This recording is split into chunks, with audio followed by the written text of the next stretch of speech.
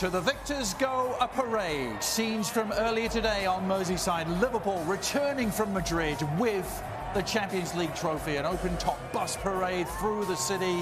Of course, the 6th time they've won the competition, and delirious scenes greeting Jurgen Klopp's returning men. A prize, finally, for them after some season. As we welcome you into the studio, I'm Adrian Healy with Alejandro Moreno and Shaka Hislop, who possibly witnessed more drama at his daughter's graduation party than there was in Madrid yesterday. But we will get to that. Gab Marcotti is also back with us from Madrid. Gab touching down in London just a few short hours ago. Gab, I'll start with you because we didn't get your thoughts post-game. I think we always say this is one for the purists on occasions like this. It's been roundly rubbished as one of the worst finals in living memory. But I wonder if, with your contrarian ways, you perhaps have a bit of a different perspective, Gab. Well, I mean, look, from a neutral's perspective, in terms of entertainment, in terms of seeing Spurs and Liverpool play well, the way they've played well for much of the year, no, this didn't have too much to offer. I think both managers came out and said that. Probably the 3-week break without competitive football played a part. I think also the heat, because it was really hot inside the stadium, even at 9 o'clock in the evening, that probably played a part as well in perhaps slowing some of the intensity down and maybe leading to more errors. But I think most of all, it was just really, I think also the early goal. I think at that point, Liverpool perhaps didn't quite know how to execute. Spurs, you prepare yourself mentally for 3 weeks to visualize that moment. And then all of a sudden, what you probably don't plan for is, giving up a penalty inside of 30 seconds. So put all those things together and you get what we had the other night, which not fun to watch for the neutral. Shaka, I know that time in the afternoon is often your sweet spot for a nap. Quite clearly, this final was played with me in mind. But should we have been genuinely surprised? I mean, this was 2 Premier League teams in the heat in Madrid. In hindsight, no, for those reasons that you mentioned. And as much as we've seen of both Liverpool and Spurs over the course of the season, as much as we expected from them coming into this final, you get the goal, as Gab mentioned, 30 seconds in, and all of a sudden Liverpool realise that they don't have to press high up the park. Fabinho and Henderson barely leave their own half for much of the game, and put the onus on Spurs. And in fairness to Liverpool and their rear guard, Alisson was largely untested up until the last 15 or 20 minutes of the game. Given the heartbreak of 12 months ago, you understand that approach from Liverpool. But from a neutral's perspective, this was not a final that anybody wanted or expected. Now, okay, let's just try to make some sort of excuse that perhaps the heat was a problem. Yeah. All right, the game was garbage from the first minute. So how do you account for the heat then? The first half was awful. It was unwatchable. Okay, so it's not. How do you account that the heat is a problem at that point? When the legs are fresh, they've had 3 weeks. 3 weeks, which you can say, well, they're rusty on one end, but then on the other hand, you can say, well, they're fresh. So accounting for the poor performance from both teams in the first half, I think it has more to do with the early goal and changing the nature and the character of the game than it has to do with the heat. As it pertains to Spurs, they had a team here in front of them in Liverpool that was vulnerable. This was nowhere near the best of Liverpool, and yet Spurs were unable to break them down. Credit to Liverpool defensively, credit to Virgil van Dijk, credit to Alisson when he had to make a save. He did make the save. But overall, Spurs were never threatening. We're never in a position where you felt like, you know what?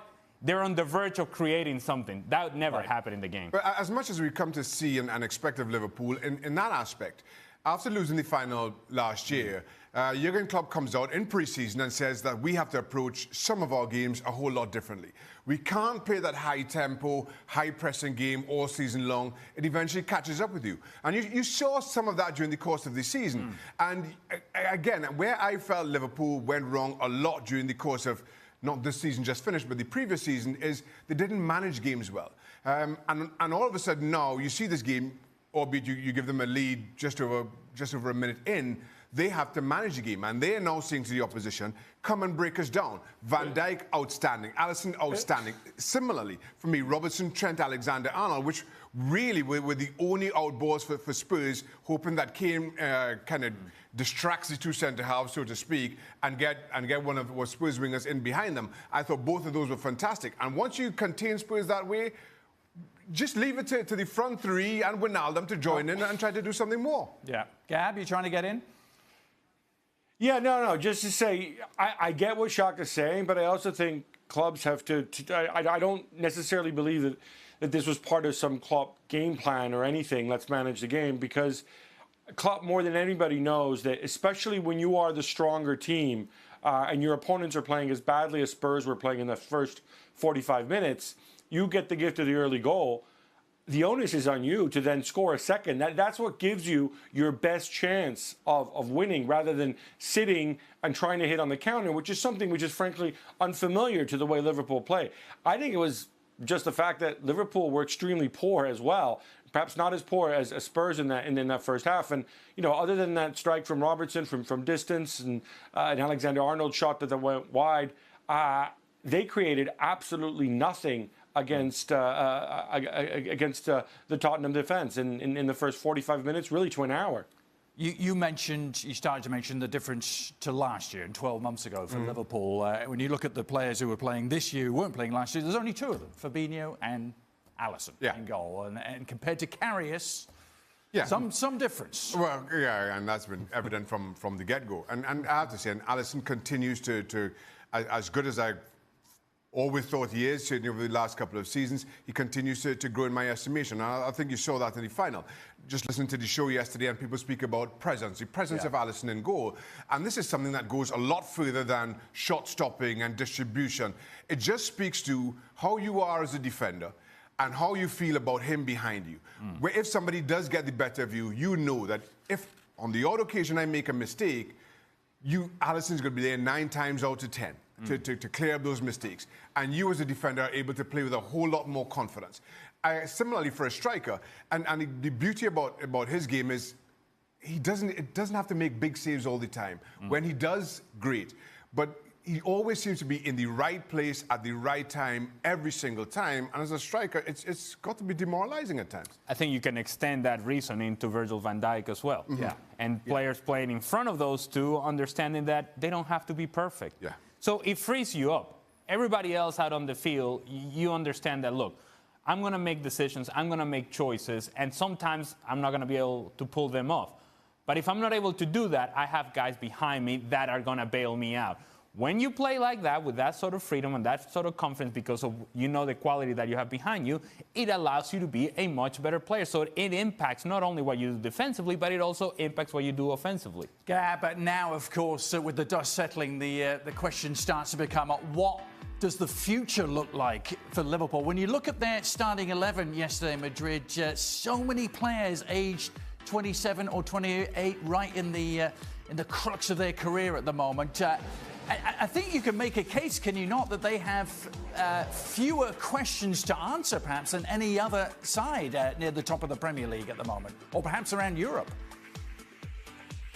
Oh, no question about it. I mean, I think you're at the stage where, from sort of a general manager type perspective, your priority now is simply, thinking about the next generation of who you might want to add down the road, but you don't have that imperative. I'm just making sure that you extend the contracts that you need to extend, that you don't get stuck with a big contract for somebody whose skills might go down a little bit.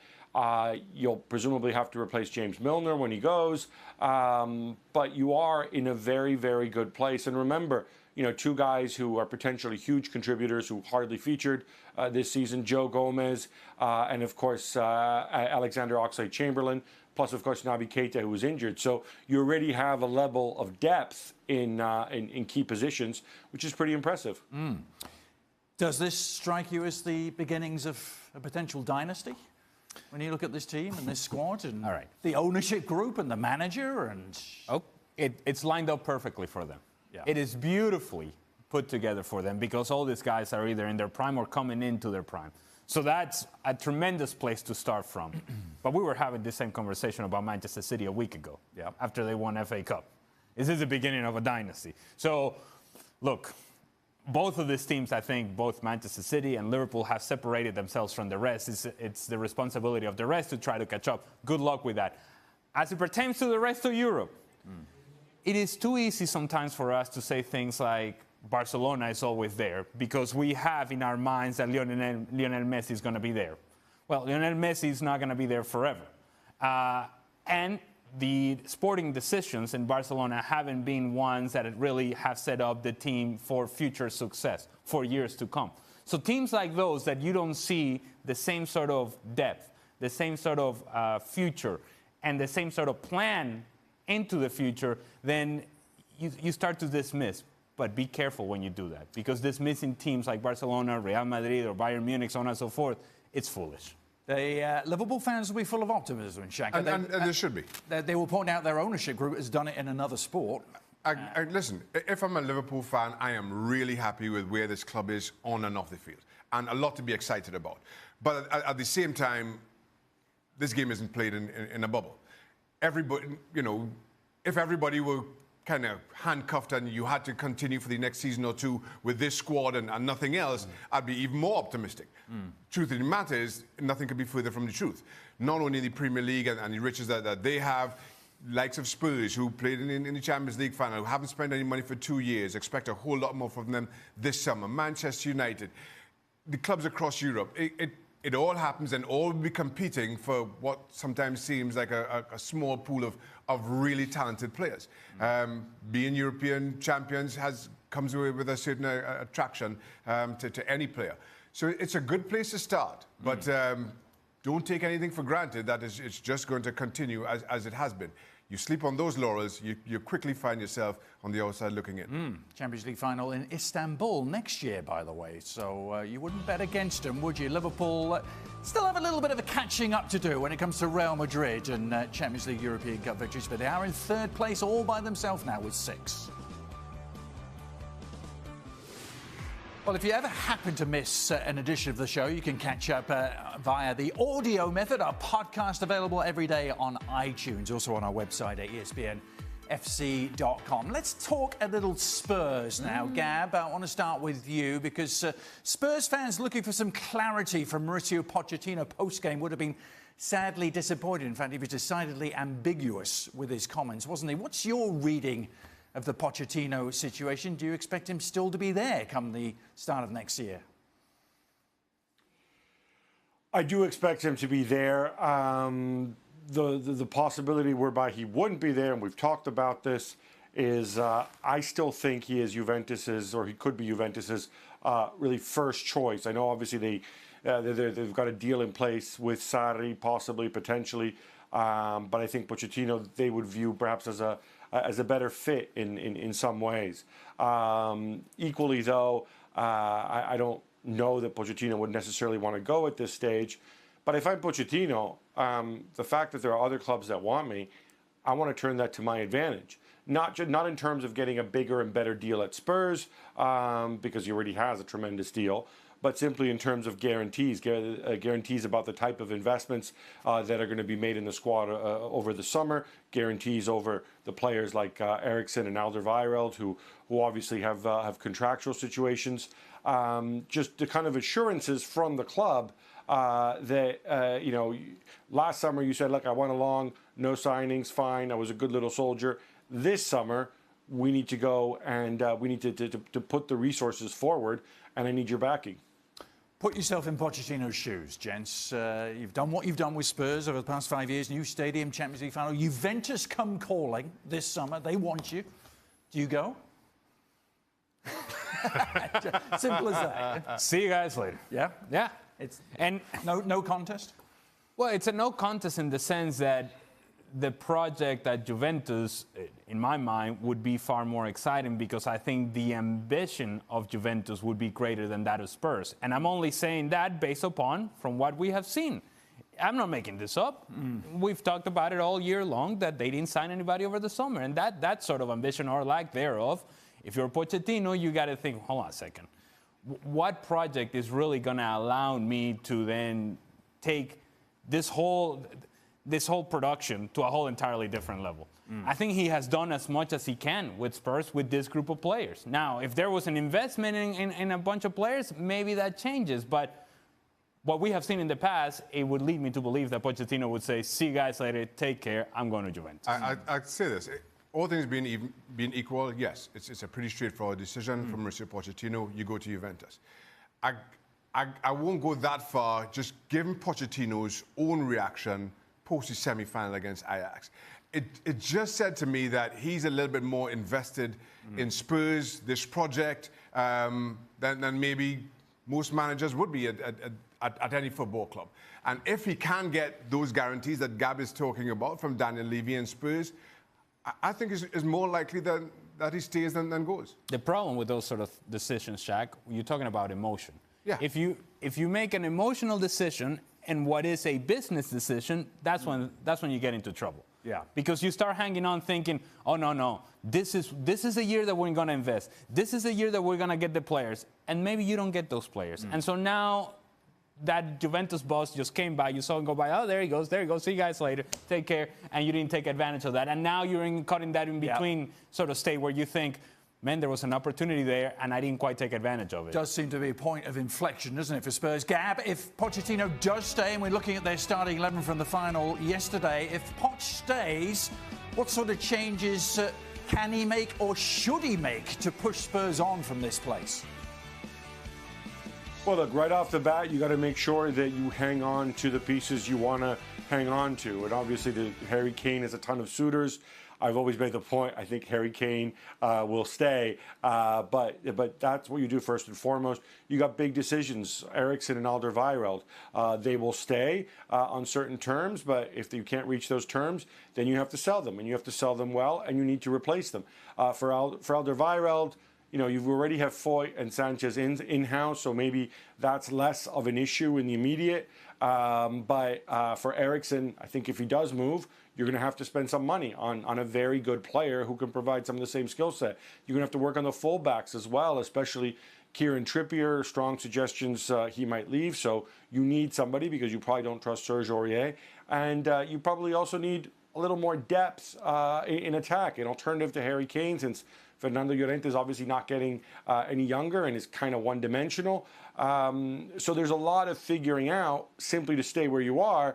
And then on top of that, obviously Pochettino's going to want to upgrade.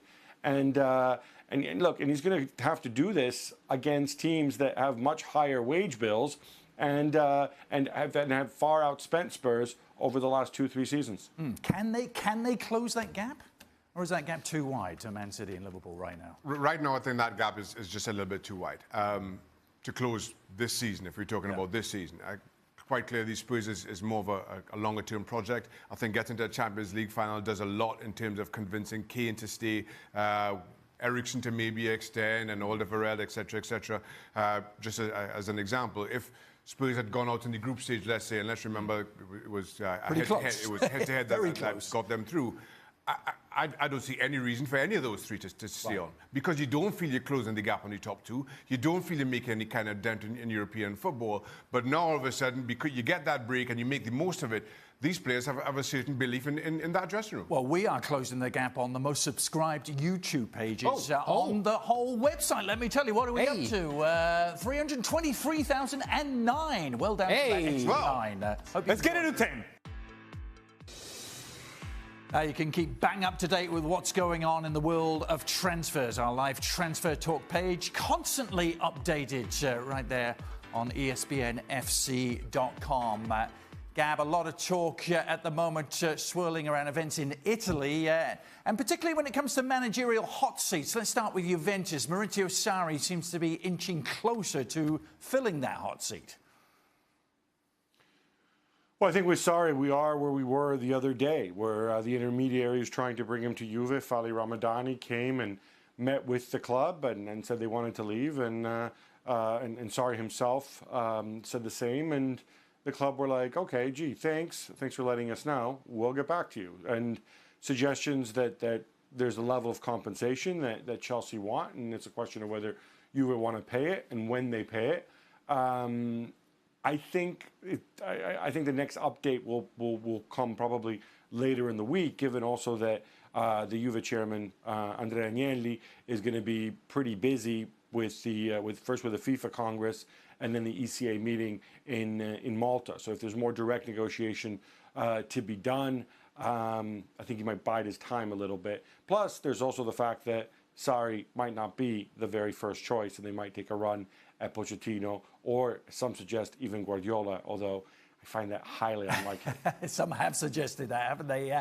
What about two other big... Well, actually, only one of them's officially a vacancy just yet. AC Milan and Roma. Of course, Gattuso has stepped aside at Milan. At Roma, we're not sure about Claudio Ranieri, but what is happening with both those potential vacancies, at least? Well, taking Roma first, obviously Ranieri's not going to be back. They're figuring out what direction to go in. One name that's come to the fore that a lot of people say that they like a lot is Paulo Fonseca, the Shakhtar Donetsk manager. At Milan, there's been a lot of buzz about Di Francesco. There's been buzz about Gianpaolo at Sampdoria. I get the sense that maybe they're thinking something a little more exotic. But the first step there, Ivan Gazidis came out and said this in an interview late last week, is with the departures of Leonardo and Gattuso, he wants to make sure that Paolo Maldini is on board and that Maldini sticks around in a technical director role with wide responsibilities and is part of this decision-making process. And so I think that needs to happen first. Which of those two managerial vacancies, Gab, if you had to pick one, would be the most attractive? I think it depends on the kind of manager you are. Roma's position in terms of finances is actually far healthier than Milan's right now.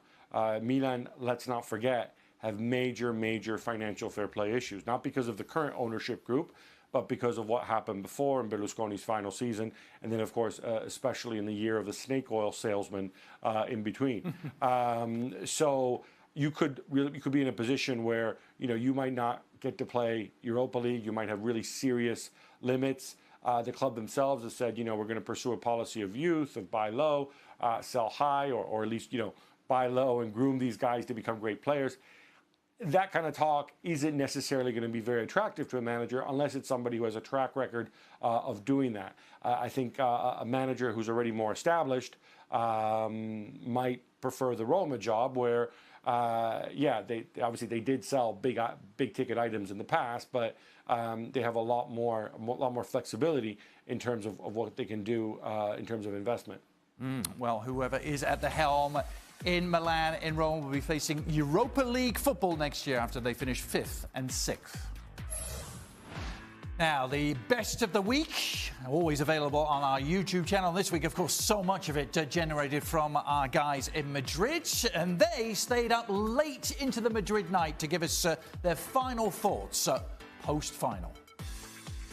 Thank you very much, Well, it's been a great few days here in Madrid. Of course, for Stevie, the pinnacle, seeing Liverpool win the Champions League final. Initially, it was just almost this strange relief that you had. Yeah. Starting to sink in now, though, obviously now. Yeah, I mean, if you think how bad everybody felt this time last year. Yes. To go full circle and be absolutely delighted. And to be honest, it's no more than Liverpool have deserved for what they've done this season. It's unfortunate the game was awful. But you know what? What a year. I mean, you saw the fans here tonight.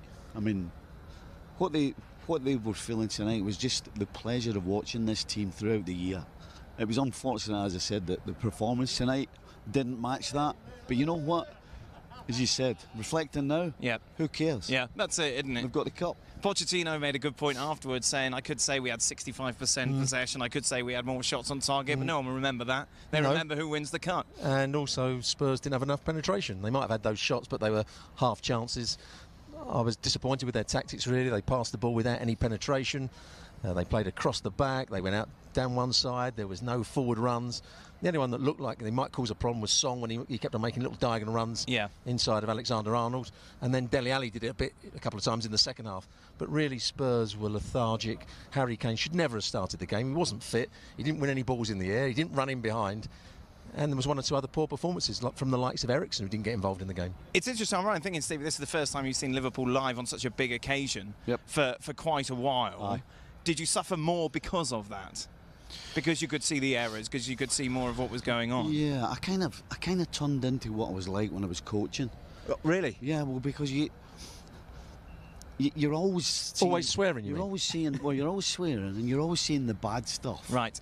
And it just seems to stick out because when you're coaching, you're always looking to fix things. Yeah. And so when you're sitting there and you're hanging on to a 1-0 lead and things are going wrong, you can feel it in the pit of your stomach, and that's what I had.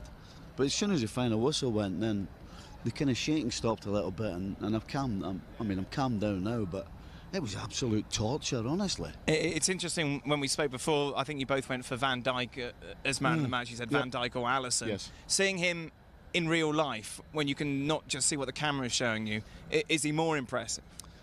Do you know what? When he changed gear, he made a challenge on Son in the box, and I thought Son had actually gotten away from him, and he just changed gear, and all of a sudden Son's behind him pretty much, and he puts the ball out for a corner. I mean, the guy's just a giant. I mean, he's a giant physically, but what a football brain. It was interesting, and I hope you don't mind me sharing this, Steve. I love spending time with you. You were interesting when we got into the stadium, and you said it happens all the time. When you see the pitch, there's that. Just explain what you were talking to me about. I don't think I could explain to you what it is. It's like it pulls you. It pulls you in. It makes you think of when you played. Yeah. And you just want to get on it and get after it. It's hard to explain. It's just a feeling that it just hits you. He did get very emotional. At the end of the game, you could just sense that he'd had all that frustration when they weren't playing particularly well. He was frightened that Tottenham were coming back into it, and then when Origi scores the second goal, suddenly it all just exploded from him. Yeah. And the funny thing was, right up to then, I'd been slaughtering Origi. Right. Because he had done nothing right. Everything he touched fell apart. He wasn't making any challenges, you know, and then he sticks the ball in the back of the net and makes it 2-0. And do you know what that means? That means we won the European Cup. And the Champions League. And it also means that the boat race was right in its prediction. Yeah. And that really was the big, for me, it was the big thing from the last few days. Thanks very much. Because it was so unexpected. Yeah. What, me losing? Yes. Yeah. Well, I'm claiming that, yes, my technique wasn't great. Right. Yes, I've got a bit of a chest infection, so I couldn't go at full pace. There it is. But also, I had Gabriella Marcotti as my cox. And I got to say, the boat was tilted that way. You can't have that, can you? That's excuses, though, Rob. No excuses, I agree.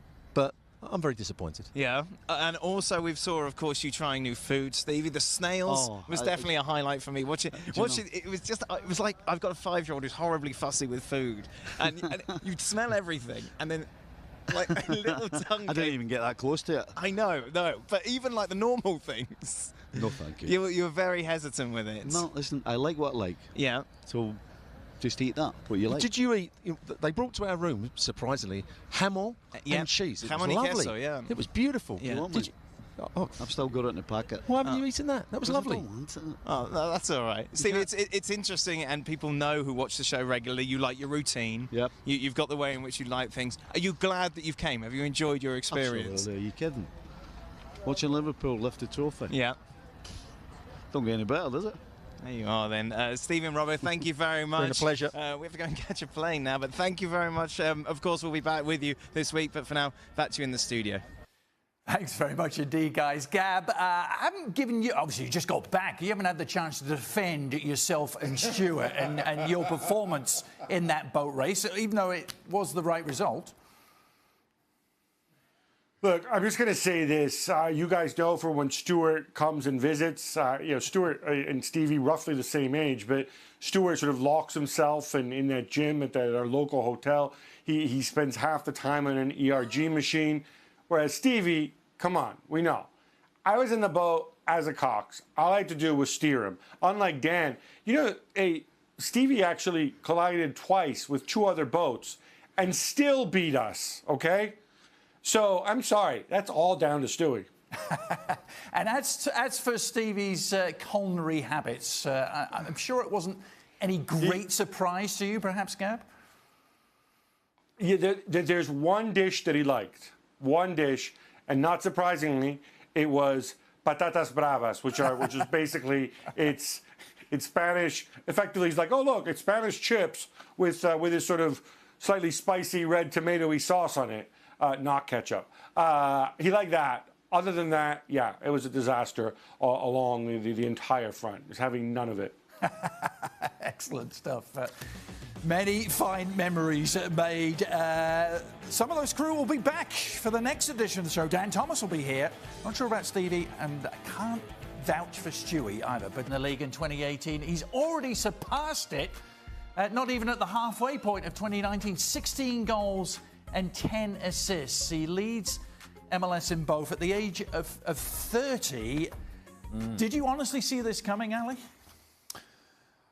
What I saw was a guy that was fully invested and on board with Major League Soccer and the plan that LAFC was putting together. We have had the pleasure of talking to Carlos Vela in preseason the last couple of times that we've been out there for MLS Media Days, and every time it's with a smile in his face and excited to be doing what he's doing, comfortable in what he's doing, comfortable in his skin, confident, and then I think appreciative of the support that this club gets not only from the fans but the front office as well, the ownership. I think he's in a great place. And when you're in a great place as a player, you're confident, you're comfortable, and you also have this sort of skill level that Carlos Vela has, then you see the results out on the field. He's always been a very good player, Shaka, but there have been question marks whether he was truly a great player. Yes, and understandably. I think he's always been incredibly talented, and people recognize his talent, but maybe he has lacked that consistency that you need at the highest level.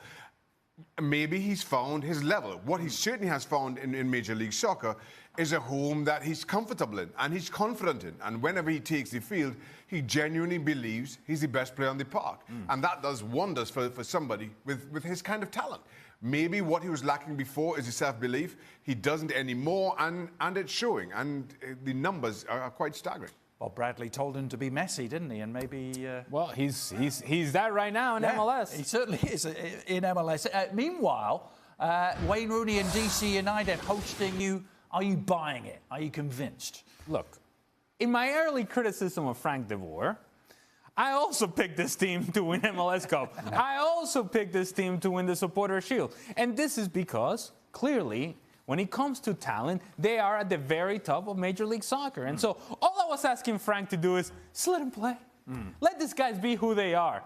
And what you have seen is that now Pity Martinez playing a little bit better. Ezequiel Barco, who was playing better as he left for the U20s with Argentina, he has been an important part for this. But it all comes down also to Josef Martinez. He gets us, he's scoring goals. Everything grows in terms of confidence, and this team clearly more confident now than they were early on in the season. But the board changing the complexion of this team and certainly how they play. Yes, they have goal scorers, we know that, but all of a sudden you've got a team who are keeping clean sheets. Brad Guzan playing well. It's a different look to Atlanta United. But very, very effective, especially when you consider the criticism that he came in for early this season. It's pragmatic. Yes. Very practical. You also wonder if a lot of it is the rest of the Eastern Conference isn't very good. Well, that's another topic for another day. Columbus and New York City's the last highlight. Oh, we just got serious. We got serious. ACL injury. How big a blow is this? A man who's been talking of mainstays for Columbus, he's been a mainstay for years. It's a huge blow for a Columbus Crew. When you watch the Columbus Crew play with Federico Higuaín out on the field, everything goes through him. To the point that sometimes they'll go backwards to get to him so that they can go forward again. He is the reference point for them and has been for some time now. The problem for the Columbus Crew is that even with Federico Higuaín, they were not playing well. You're looking at a team that you just mentioned the Eastern Conference is no good. This is a team that in 16 matches, 17 points. Simply not good enough. I think the silver lining is that guess what? The Eastern Conference is not that good. So you string a couple of results together, now you find yourself in the upper tier of the conference. But it is a tremendous blow for the Columbus Crew, and I'm sure that with the new ownership, they're going to try to address this and go in the market and find somebody. Well, with Federico out, maybe they can get Gonzalo over. He's not doing much recently, is he? We got to watch the diet, I'm just saying. Stefan, final thoughts on him? Young keeper heading up. Pretty certain he's not going to play for Manchester City. Listen, incredible talent, and that's the concern. As talented as you are, and as big a club as Manchester City is, there's no substitute simply for playing minutes at the highest level that you possibly can. He will learn an awful lot in Manchester City, but until he gets minutes, I don't think it goes far enough in improving him as a goalkeeper. And let's be honest, as the US goalkeeper situation sits, I think he's top of the tree. But if he's doing nothing in Manchester, everybody hurts. He is on his way. Is that a song? That's a song. That is a song. That's a song coming. That's a song. REM at their finest. You want to sing it? Nope. Okay. That is a suitable way to own the show. I sing Bob Marley, and that's it. That's my karaoke repertoire. The new owners of the Columbus Crew should be notified that Alejandro Moreno is here, awaiting the call, awaiting the... Well, I saw Goalkeeping? I saw Ali back in Columbus in a crew shirt some years back. We will tuck into extra time next. A little tight.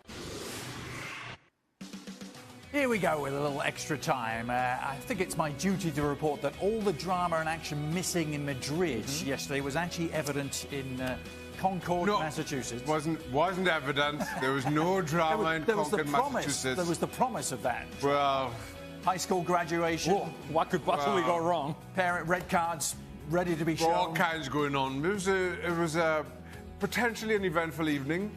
All went smoothly. Everybody graduated, and they're now off into the real world. Nice. Well, the calming, soothing tones of Shaka Hislop. Is that one more daughter that... into the real world. Wait.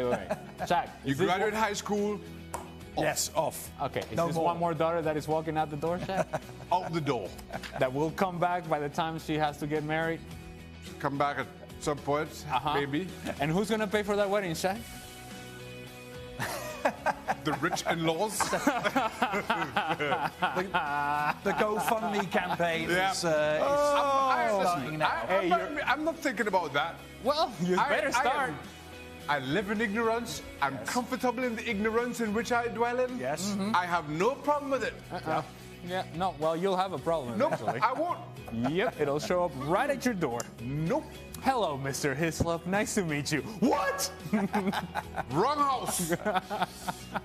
Talking of problems, Tim.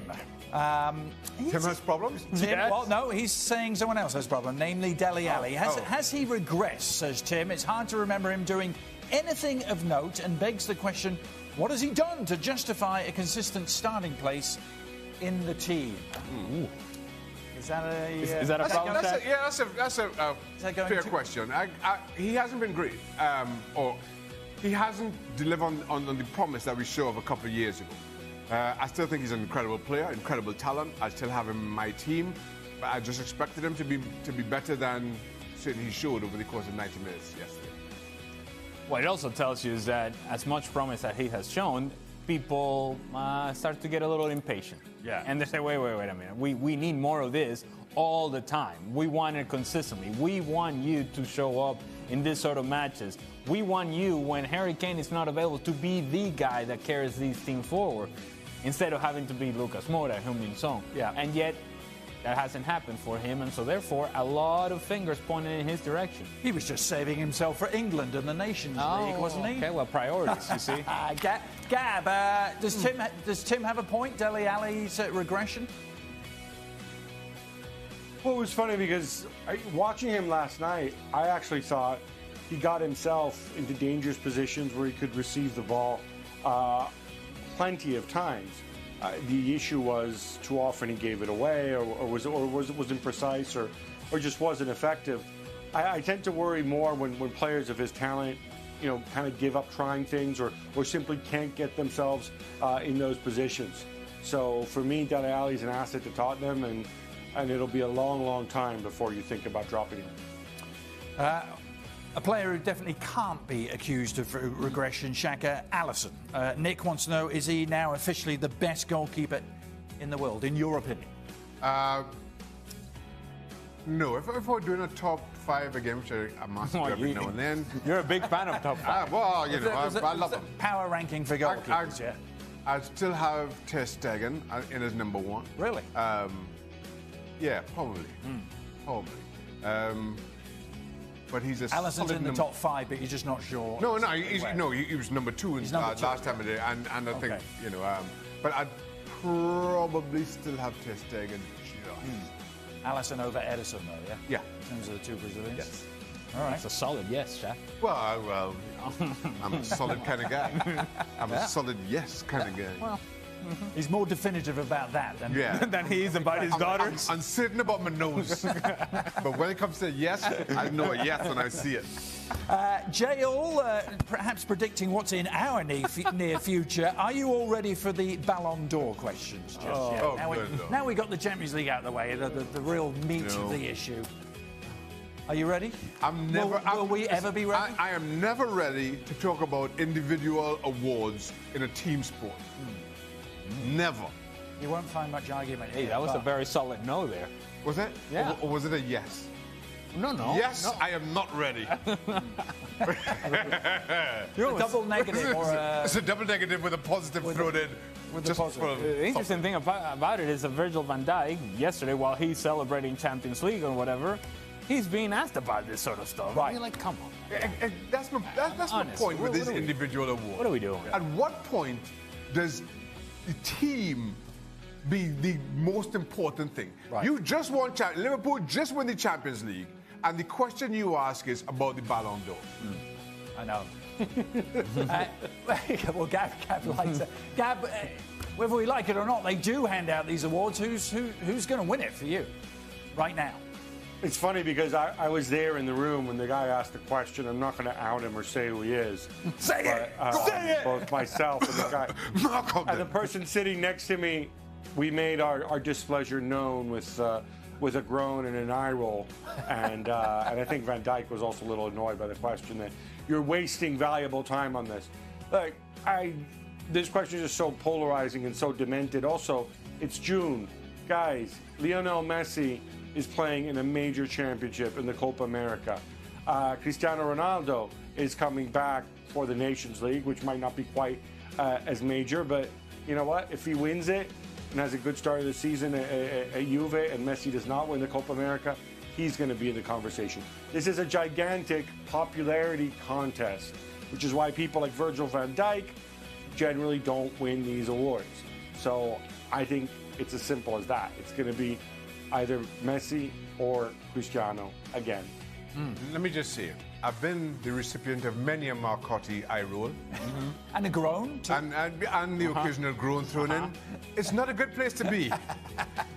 That journalist is now wishing he'd asked a Yes. different question.